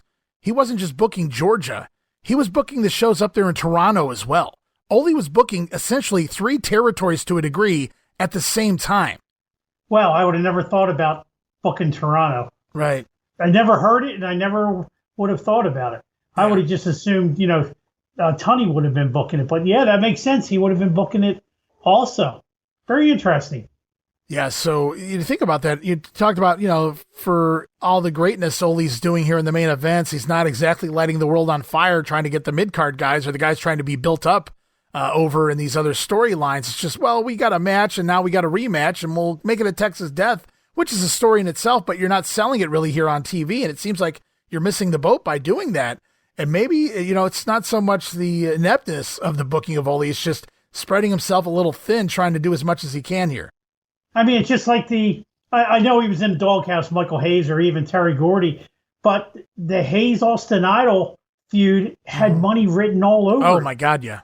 And on TBS, they never did it. Now, I would be interested to knowing if the Fred Ward Columbus shows, they were pushing that feud. Oh, good call. Yeah, I'm curious too what they were doing. Well, I'm curious what they were doing with the Freebirds in general because, as you see, Michael Hayes, even though he was in that quick promo, he wasn't on the actual TV program, like you pointed out, but also Terry Gordy nowhere to be found here on the show either. As we go back to for weeks. No, yeah, these guys haven't really been doing much of anything. Michael Hayes got to rebut Austin Idol last week for about 20 seconds to sell their rematch. Yeah, that's it. That was obviously Ole's weakness, but like you just said, booking 3 territories, all he cares about is the main events to put people in the stands. And he's not thinking that the mid-card is going to help him any. Well, I just don't know how much time you have left when you're booking the towns. You're booking all of the matches every night in every town. It's just a lot of work. Even Ole, like somebody pointed out, said the only thing that Ole admitted to failing in his entire book was trying to book so many territories at the same. It's just a lot of work. It's just silly on his part. But I mean, it's a lot of money. That guy made a lot of money, and it made a lot of other business deals and ventures and things that had his own lumber deal and whatnot. So Ole was, pretty wealthy, I think, by the end of all of this. He didn't need wrestling, so to speak, but he certainly, was successful in it. And, obviously would go on to work in WCW for quite a while as well. Yeah. What's a shame that, fortunately, Bob Roop, you and Bob have had a show going for over 2 years. It's a shame nobody ever got together with Ole. I know he was old and crusty. I don't know how that would have worked. But maybe somebody, if you threw the right kind of money at him, that would have been a very interesting podcast, getting to hear the views of Ole, especially if he decided to talk about, his booking philosophies. Oh, and not just cursing out Vince McMahon. Well, we've still got one more match here this week. The final match right here taking place on TBS in 1981. Going to see the National Tag Team Champions, the Armstrongs, battle Deke Rivers and a guy by the name of Jim Verderoso. And that guy looks pretty familiar to me, Jamie. You want to tell everybody who Jim Verderoso is? Well, since we were just talked about the great Ole Anderson heel turn of 1985, Mr. Verderoso is involved in that turn because he will turn into one Marty Lundy, who eventually turns into one nephew, Arn Anderson. Arn Anderson, the cousin, the brother, the nephew, depends on the year of Ole Anderson, another famous Anderson wrestling family member. And this is Arn Anderson as a job guy. I don't know the story. I'm sure Arn's had to have told it. He's had a podcast. I don't really know where the name came from. I don't know if you've ever heard the story of where they came up with this name for Arn, because his real name, I believe, is Martin Lundy, which he will go by Marty Lundy doing jobs for Bill Watts. But yeah, so he's not Arn Anderson just yet, but he is taking on the Armstrongs, which is kind of fun, as Brad and Arn with hair here are going to start the match. Future Anderson doesn't fare so well. So in comes Deke Rivers. Imagine that, Arn Anderson needing Deke Rivers to hold the fort down for him. So Deke, though, he fares about the same as old Verderoso. The Armstrongs have plenty of offense in this one. Brad winds up in the wrong corner briefly, but tags out to the bullet, leading to a 4-way melee, and Bob coming off the middle rope body block onto Arn Anderson, the future Arn Anderson, and the Armstrongs finally getting the win, 7 minutes and 22 seconds. So did you analyze Arn here? What did you think of him? Looking back, he wasn't horrific. He wasn't great. He's much thicker. He's not muscular. But looking at the ring work, you can see why he did wind up being where he is. And who would have ever thought that Arn would have been the more famous of all 4 guys that were in that ring? On this day, if you walked down to the corner store and said, do you know who Bob Armstrong, Brad Armstrong, Deke Rivers, and Arn Anderson are? I'll bet you at least 5 out of 10 can tell you who Arn is, and the others probably nobody would know. Well, I think you're being a little generous there in regards to anybody. All right, 3 out of 10, 2 out of 10. But still, the other guys, they would have no idea. Well, no, I get exactly what you're saying. Arn was on national TV for a long period of time, obviously, and on top with the Horsemen and all that good stuff. And who would have thought that this guy here with, some failing hair follicles would eventually go on to be the superstar he would become. But I didn't, I couldn't watch this match here and say, yeah, I can see it. I can see it that this guy's a star. He's destined for stardom here. But I will say that for his time in the business at this point, I was impressed with him kind of knowing where he needed to be in the bumps he was taking. So he wasn't lost in there, is what I'm saying. And him and Tony Zane, Right. I believe they trained together and broke in together. So when you told me that Tony Valentino was Tony Zane, it all made sense to me now. Because here we are, Arn Anderson on the same taping. They probably drove there together from Rome, Georgia, or wherever that was. And it's just peculiar. I go back to that Tony Valentino deal, and it's like, we've seen Vinny Valentino here, so why give him the same last name? Which is kind of odd choice. I realized I recognized the guy right away. And it took me to watching the January 2nd show for it to finally click on exactly who it was, and that it was Tony Zane. Well, I appreciate you bringing that to my attention. I did not realize that, and Jammie Ward has uncorked another one for us guys here. As we close out the show, Gordon and Roddy Piper are going to recap the program, specifically the issues between Tommy Rich and the Masked Superstar. They were all over this episode, especially Tommy. But Freddie Miller is back, finally, to explain the other changes in the Omni card. Finally, we're going to find out what's going on with everybody else that was originally scheduled in some of those matches. We learn right now it's going to be changed to Terry Gordy taking on Stan Hansen. Oh, my. And Austin Idol now scheduled to take on Big Red one-on-one. So Abdullah the Butcher basically going to be a no-show here. At least they knew in advance. Do you think maybe at some point in this TV show, why announce everything in the first hour only to change everything in the second hour? Do you think maybe somewhere in this episode they found out Abby wasn't going to make the deal? I mean, that's possible, but I kind of think to show the spontaneity, I believe they had this all already figured out. Well, my issue is I like the first card a little better. It worked for me. And this one, don't get me wrong, Hansen versus Gordy, yeah, I'll take it. But just in general, the tag match, the Texas Tornado tag, based on who's in there, just kind of underwhelming for me. And so, an Idol and Big Red, obviously, I think Idol's talent's wasted there. I know you're going to disagree, but that's okay. We didn't get no Big Red on the TV this week, Jamie. Austin Idol said, "No way, darling. He ain't falling on top of me." You got that right. So where was Big Red? We didn't get any Big Red. I have no idea. And I was 15-year-old Jammie Ward was not happy Big Red was not on that show. I just figured it out. Overstuffed Santa. He was out delivering presents. He was getting his rest. He had just finished delivering all the presents to the good little boys and girls out there. And so Big Red unable to attend. Maybe the Masked Superstar was finally telling the truth for once. He figured it out. The Masked Superstar exposed Santa Claus to the world back in 1981. Who'd have thunk it? Well, yes. So as soon as he got done wrestling at the Omni, jumped on his sleigh, delivered all the presents, and maybe got stuck in a chimney or two. Well, that's highly my chimney. He absolutely would have been. Absolutely. So, well, we saw the TV for the day. Now we got a pair of house shows also taking place December 26th here, the final week of wrestling in 1981 here for the Georgia territory. Let's see what happens. December 26th, Augusta, Georgia, Bell Auditorium. Ken Timms over the French Angel. Buzz Sawyer defeating Terry Taylor. It's Ted and Jerry Oates defeating Mr. X and Jack Poor. Kind of a light card here. Super D over Michael Hayes in a Texas death match. That's peculiar. And Tommy Rich defeating the Masked Superstar in a lumberjack match. Yeah, very, very interesting. Yeah, it's almost like Superstar against Michael Hayes. I mean, kind of a strange card here. I mean, and what was Taylor doing here? Except for he was working Knoxville at the time, so maybe they just sent him down for the day. Yeah, I'm not sure what was going on with Terry being here on the secondary show, but the Texas Deathmatch stipulation to the Super D Hayes match, it feels like this was such a light card. They just had to add something to the match to make it more meaningful. And then also on December 26th, Chattanooga, Tennessee, Memorial Auditorium, El Gran Apollo teaming with Lynn Martell, defeating the team of Ricky Harris and Leilani Kai. So mixed tag, the ladies coming to town. Kind of peculiar. They weren't on TV, nor have they been on any of the other house shows. We're going to have to wait and see how the rest of the week plays out. They're not even in the Omni. And I'm not familiar with Lynn Martell. Do you believe that would be Sherry Martell? Could it be? I guess it has an outside possibility. Very early Sherry, because this would have been right around when she broke in. And they score the win over Harris and Kai. And speaking of Rick Harris, probably a good time to mention Black Bart, Ricky Harris, just passed away this past week.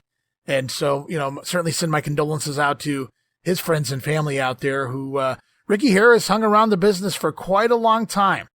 Oh, yeah. I always enjoyed Ricky Harris. I mean, you could see, especially here on Georgia, going back to that match he had with Ric Flair back in April, you could see that he could be something someday, with the proper push. Right. And he was. I mean, he was very entertaining. Even was WCCW World Heavyweight Champion. It got ripped, but he wasn't the worst choice in the world to put the strap on. Obviously, at that time. We'll talk about that just for a moment, that title change from Chris Adams to Black Bart in World Class. I think, Bart wasn't ready for it because he hadn't been pushed to that level, I don't think, to get that belt, but they needed somebody to have the belt because Chris Adams basically left the company when it was going over to Bill Watts, and so they give that phantom title switch, and Bill Watts makes sure to go on TV 86 times and announce that match never even took place, so World Class was bullshitting you. But I think that didn't help matters either for Black Bart as champion there in Dallas. But in general, the guy had been around. Dusty clearly loved him some Black Bart. I'm assuming Dusty gave him the name. That just feels like a Dusty name. You gonna be Black Bart, baby.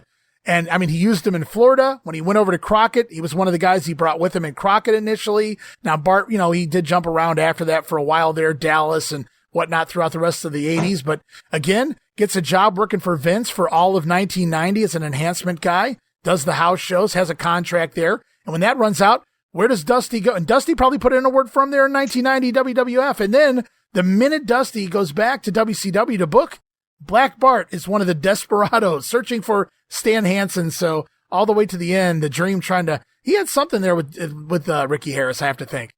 Yeah, he was definitely one of Dusty's guys, and God rest his soul. I enjoyed Black Bart, and he was a hell of a performer. He was a hell of a dadgum bullshitter too. Everything that came out of his mouth when he was telling about his career, I don't know, man. But yeah, it was fun for me because I grew up on ESPN. And so by the time Global rolled around, Black Bart was all over Global. So I could see him like 5 days a week, come home from school, and Black Bart was on my TV screen 4 p.m. every day on ESPN. So yeah, I have a lot of memories of Black Bart, babyface and heel. As we go on here, Chattanooga though, guys, also besides the mixed tag, it's Jimmy Garvin defeating Big O by pinfall. Remember when they let Big O on TV for that one match, Jamie? Wow, Big O's still around. I didn't think he would return. Yeah, he's working some of these house shows, at least when they're doing 2 shows on the same night. We see some Big O sightings from time to time. Also, Brad Armstrong over Austin Idol. Wow, how much do you think he got paid to do that job? He got paid, and that wasn't a very long match. He got out of there quick. Yep. If he's going to actually do the 3 count, as a quickie.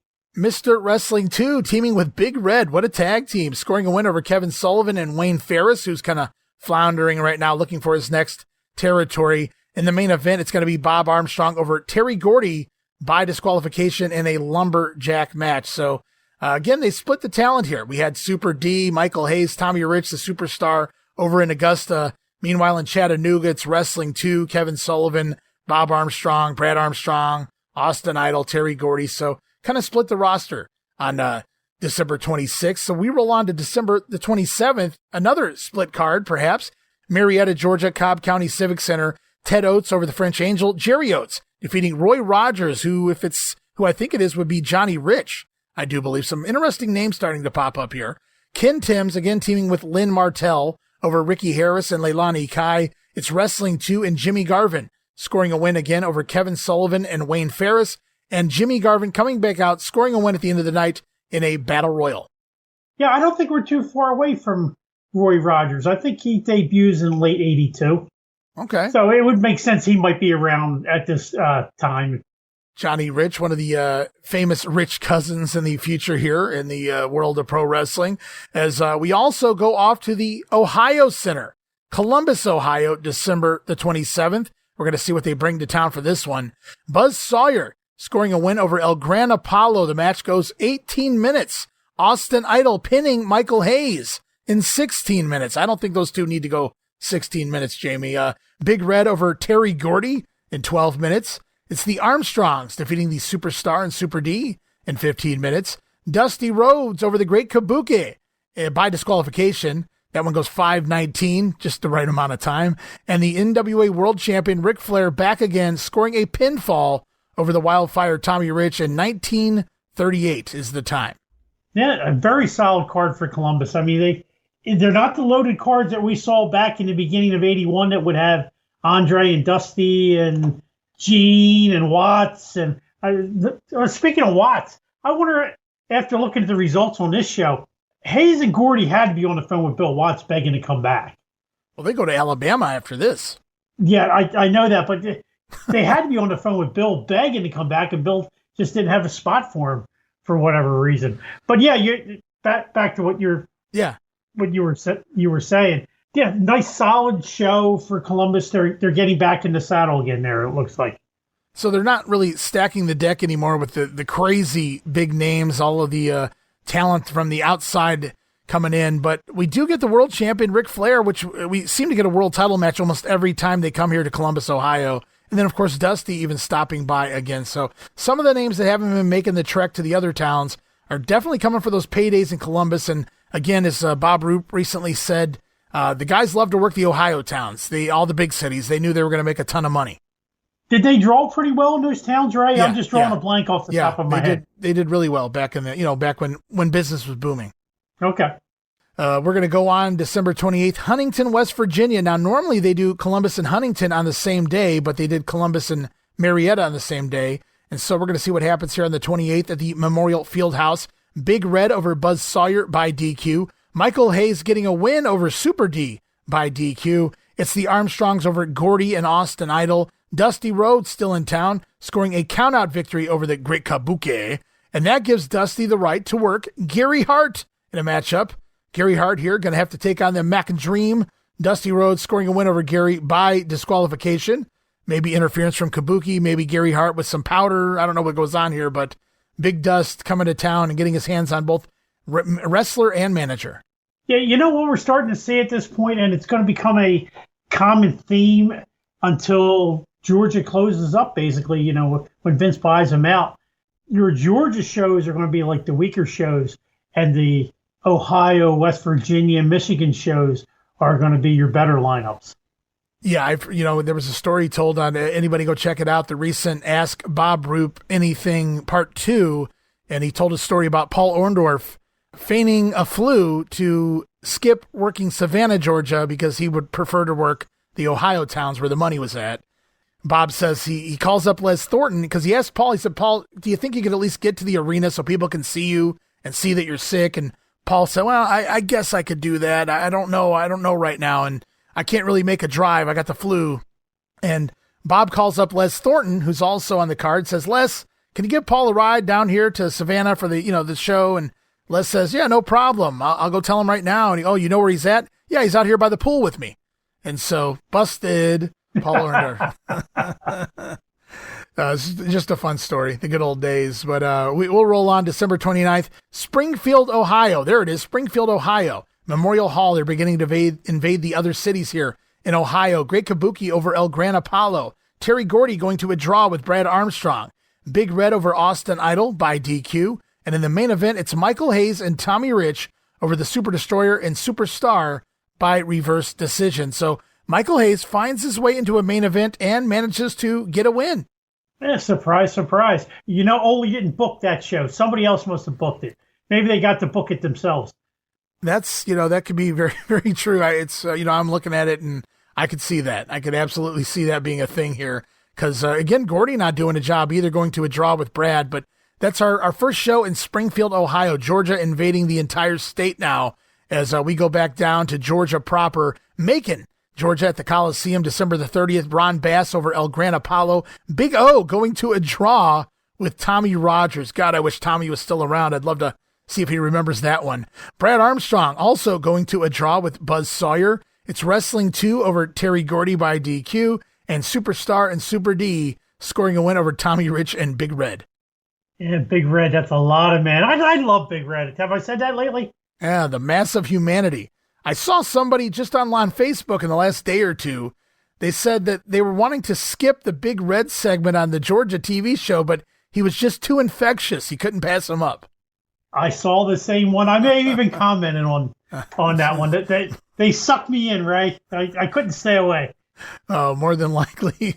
Well, I don't have any results here for the final day, the New Year's Eve here. So I'm assuming Georgia may not have ran that night, but they do run New Year's Day twice. In fact, January 1st, we're going to cheat a little bit, guys, and look at the results for the very first day of 1982. Jamie, going to close up shop here with January 1st, 82. Columbus, Georgia, Municipal Auditorium. Matches go Jimmy Garvin over the French Angel, Terry Gordy battling Wrestling 2 to a draw, the Armstrongs over Buzz Sawyer and Ron Bass, Tommy Rich over the Great Kabuki. It's the Superstar and Super D defeating Big Red and Leroy Brown in a no DQ match, and Jimmy Garvin picking up a win in a Battle Royal to close out the night. Send the fans home happy there. And that's our match in Columbus as we set everything up for the big one. New Year's night, 1982, the Omni in Atlanta. And the card looks like this. Jimmy Garvin defeating the French Angel, Frank Morel, Kevin Sullivan over El Gran Apollo. And then replacing the matchups, it was originally going to be Ron Bass versus Michael Hayes and Jerry Oates versus Rick Harris. Well, those matches become one match, a singles match. Michael Hayes, a no-show. Imagine that. Ron Bass instead defeating Jerry Oates. And Bass had defeated Ted Oates at the last Omni card, so now Ron Bass has run the gauntlet of the Oates brothers. Here we go. Big Red scoring a pinfall over Austin Idol. You want to talk about people on their way out? I could see if Idol no-showed the next TV. I hope he doesn't, but just saying. I mean, I don't know if Austin was on the last TV, though. Big Red. That just goes to show you the respect that Austin Idol had for Big Red, because is that what it was? This is at least the third or fourth time we've seen Big Red beat Austin Idol. Idol just didn't do jobs for anybody. So I never went into the origins of Big Red. I've looked up his results. I've kind of read up on where he went and what he did, but I never really dove into who trained him, where he got his start. And somebody posted, maybe in that same conversation we were just talking about Big Red, somebody claimed that he was trained, and I guess I'll use that term loosely, by Harley Race. I believe I read that in the same thing. Was that Christopher Todd Goss that mentioned that one? Because that guy knows his stuff. Okay. So if he said, because he was friends with Jim Barnett. Oh my boy. Yes, if he says it, then I would heavily believe that's the truth, that Race probably trained Big Red. But what's a shame is, spoiler again, Big Red doesn't have much time left in Georgia, and unfortunately, I'm never going to get to see Big Red again. Oh. And when I do see him, I'm not going to realize it's him. Oh, you're talking about Voodoo Malumba. Yes. Oh, well, yeah, that's not going to happen here in Georgia. We're going to have to go down to Texas for that one. But for now, Big Red scoring a win over the Universal Heartthrob, Austin Idol Dahlin. And then, as promised, boy, this is one I would have loved to have seen, Stan Hansen battling Terry Gordy to a no contest. Were you expecting any other result between these two? Yeah, I'm sure both Scrappy McGowan and Nick Patrick both got knocked out in this match. Well, we're building a new star here, a heel star, in the future Mad Dog Buzz Sawyer, and he's going to pick up a victory here over Mr. Wrestling 2 in a Texas death match. So Buzz Sawyer defeating Wrestling 2 in a death match. That's a pretty big push. Oh, absolutely. I mean, and too, he had to respect Sawyer to do the honors for him.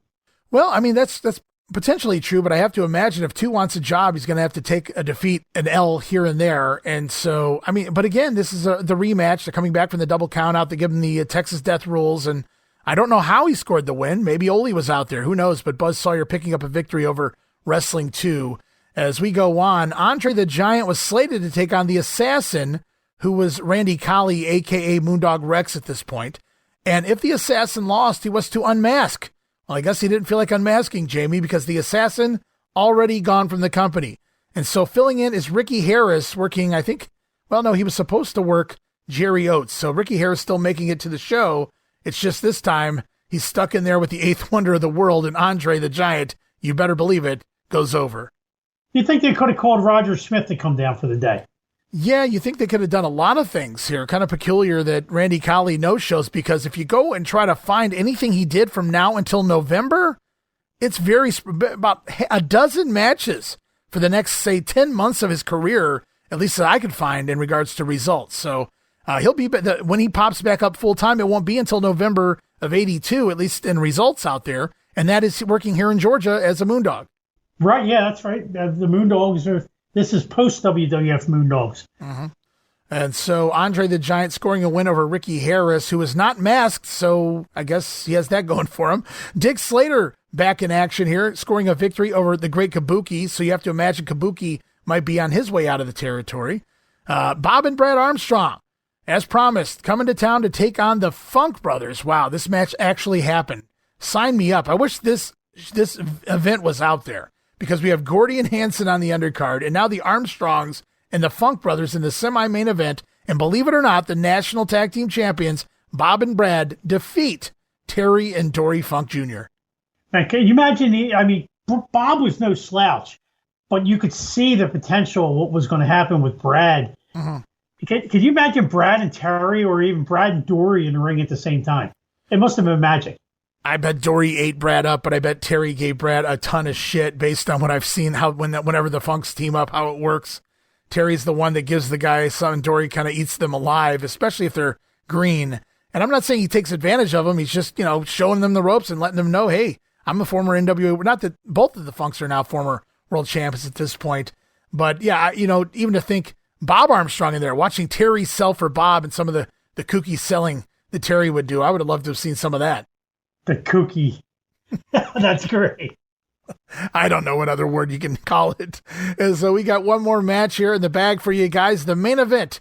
Tommy Rich whined about it, and he got it signed thanks to Fast Freddie Miller getting the job done. It's Tommy Rich and Leroy Brown coming to town to take on the Masked Superstar and Super Destroyer in a Texas Tornado match. And the rules of those state that all four men are legal. No tagging needed. All four men in the ring at the same time, maybe out of the ring at the same time. And the baby faces go over here.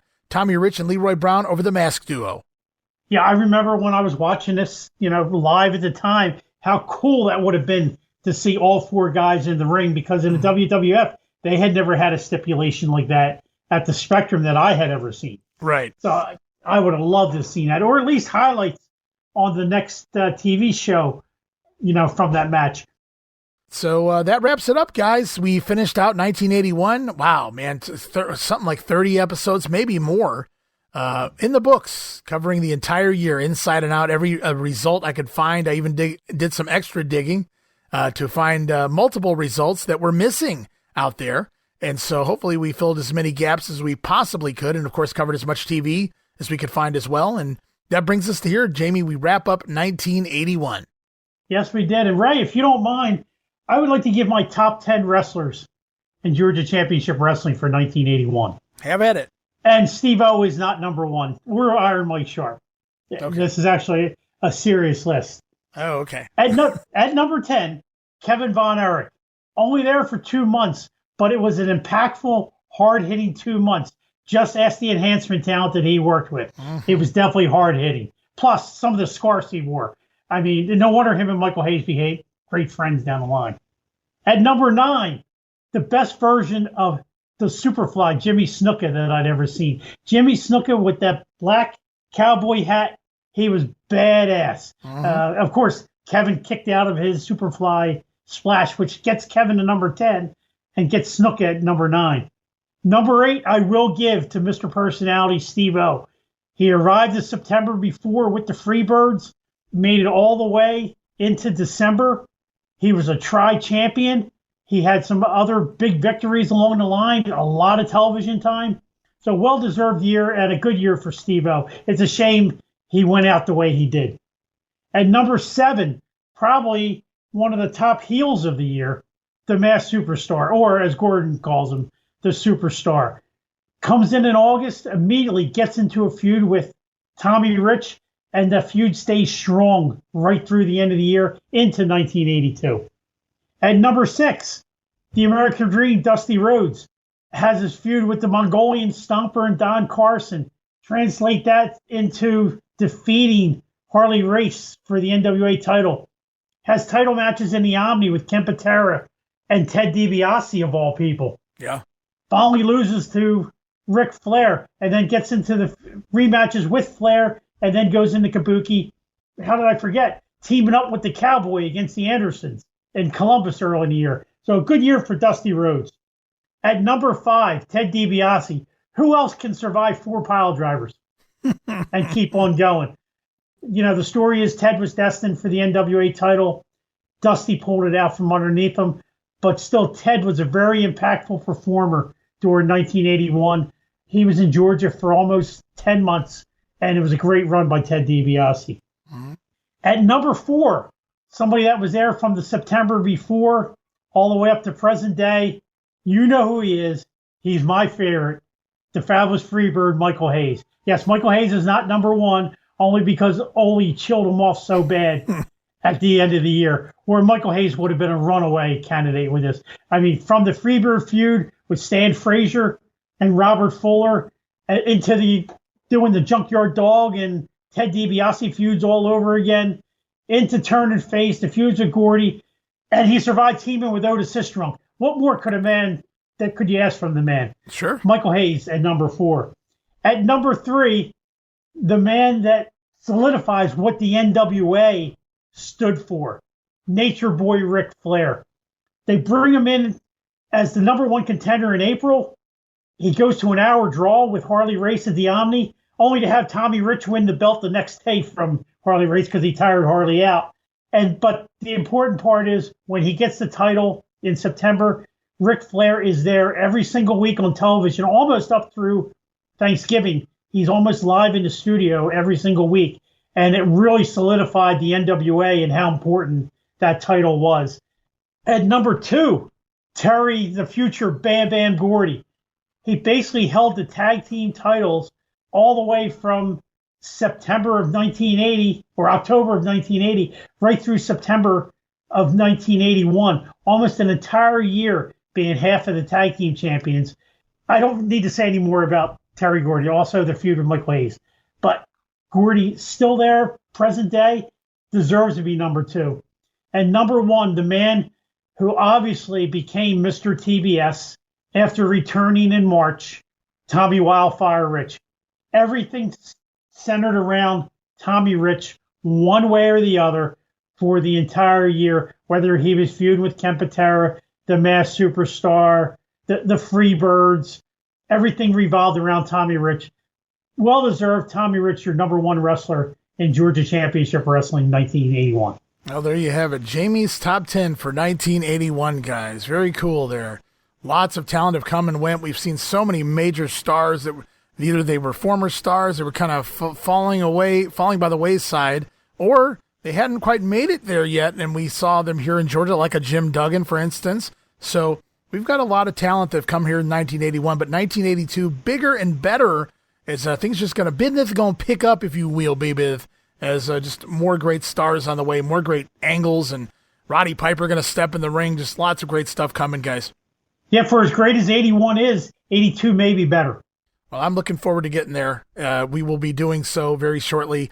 We're going to take a brief hiatus from the program, the project of Georgia, just so I can squeeze in some of these other projects I have going on. These are short-term projects. We're just kind of telling some stories here in regards to overviews of 1977 Memphis with Steve Crawford, the split between Goulas and Welch. Vandal Drummond going to talk a little bit about the early 80s, the dying days of the Los Angeles territory, some of the talent that was had basically breaking out at that time. Chris Adams, Tom Pritchard, their start in the business really began with Los Angeles territory, at least here in the States for Adams. And so we're going to look at all of that. Of course, the Monster and all of that good stuff with Vandal Drummond.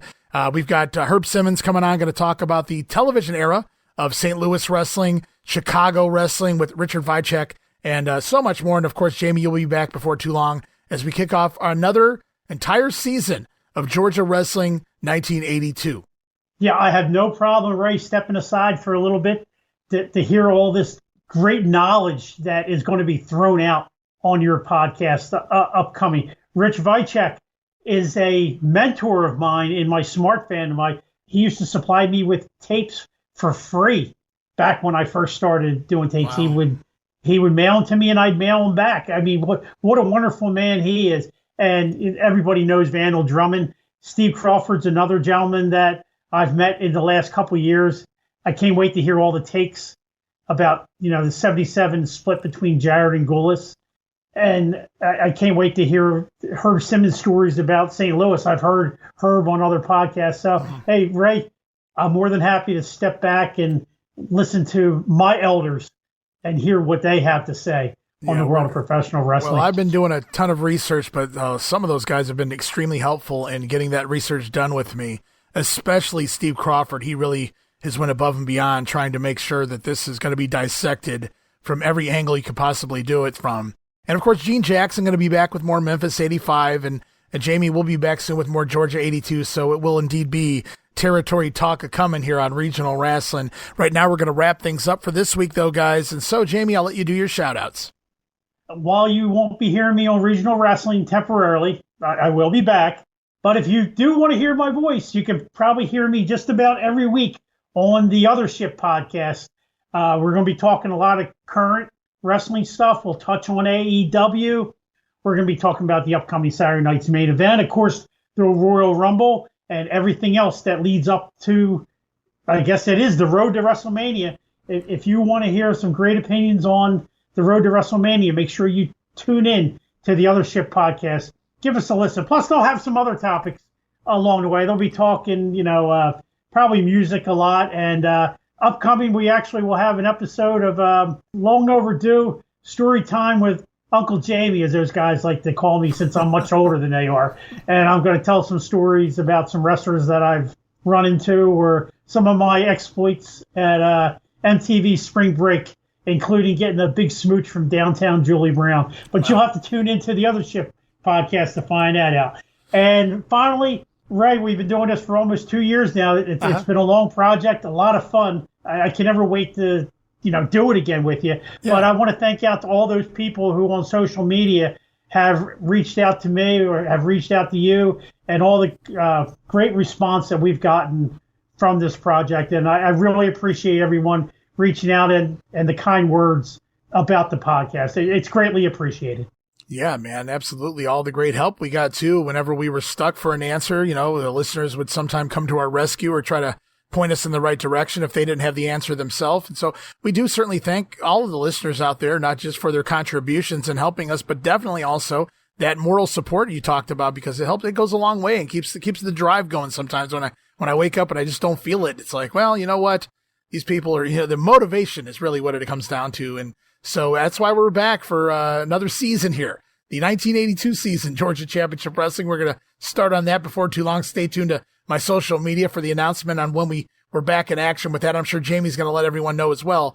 But just a quick final reminder to stop over to patreon.com/WrestleCopia. If you guys want to help support the brand, that's where you can do it. Help support the cause, pay the bills alongside me. I can use the help, as we got the $5 all access tier, and just for a few bucks more, talking about that VIP superfan tier with all the great video casts, the Pro Wrestling Academy video cast with Dan Gennity, the Coliseum video cast with Gene Jackson, and all the other video casts we're doing. Monday Warfare is turning from podcast to video cast as well, so you're definitely going to get your money's worth right now at patreon.com/WrestleCopia. And with all of that out of the way, it's time to sign off one final time for 1981 Georgia Championship Wrestling. Jamie Ward, thank you so much for being here. My pleasure, and thank you for having me, Ray.